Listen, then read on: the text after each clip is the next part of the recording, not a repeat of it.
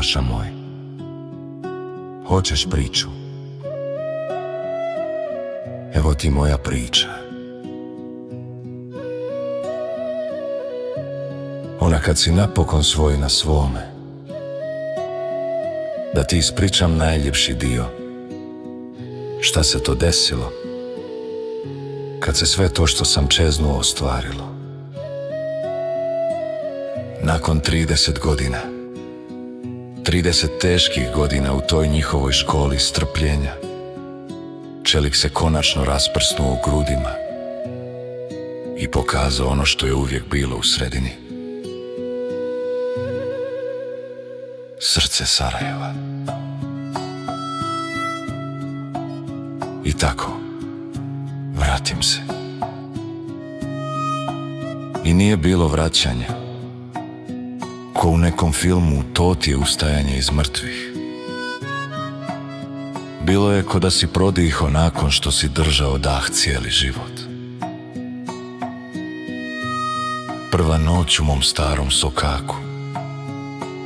Miris jeseni, znaš onu tišinu. Ne, nije tišina praznine, nego tišina koja priča. Čujem kako zidovi zgrade šapuću moje ime. Mahala gdje sam igrao lopte, klikera, poklape, čize, blize, trule, kobile, zuce. Ona je ista, samo su drveća ostarila, koji ja. I ona trava kroz pločnike više nije podsjetnik rata, nego kako život uvijek pobijedi. Podsjetnik našeg inatskog bosanskog života. I onda dođe taj rahatluk, mehak ko pamuk, uđe tiho pod kožu nakon svih bitaka, svih ožiljaka, svih noći u hladnoj tuđini. Došao je mir. Nije mir zato što je savršeno. Ne. Izgradiše se kule od stakla. Nova naselja i bedem i betona, promet je lud. Sve je postalo drugačije. Ali šmek je isti. I sad ja sam opet dio njega. Ne samo u sjećanju, nego u svakom koraku.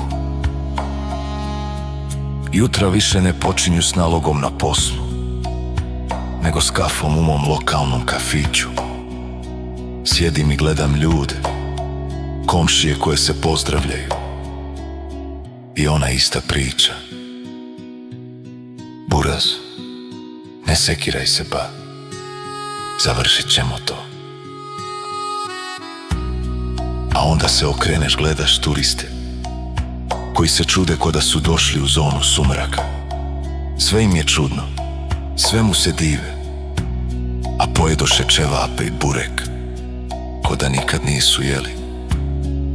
Alman dušu im izvadi.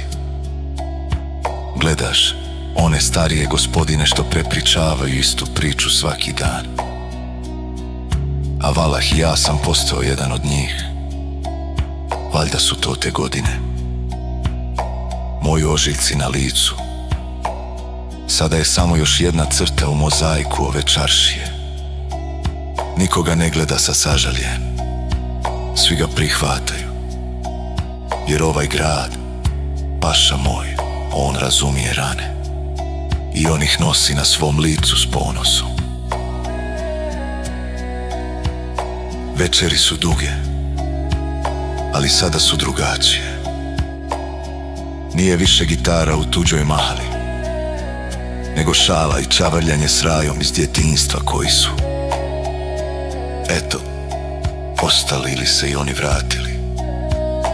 Pijemo kafu, gledamo kako se svjetla pale na obroncima Trebevića, Vraca, ostalih dijelova grada, polako po čitavom šeheru. Ja znam da je svako od tih svjetala jedan dom, jedna priča, slična moje, jedna pobjeda.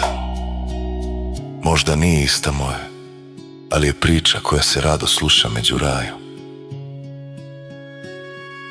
Skontaš da ljubav nije samo stvar sjećanja, to je stvar prisustva.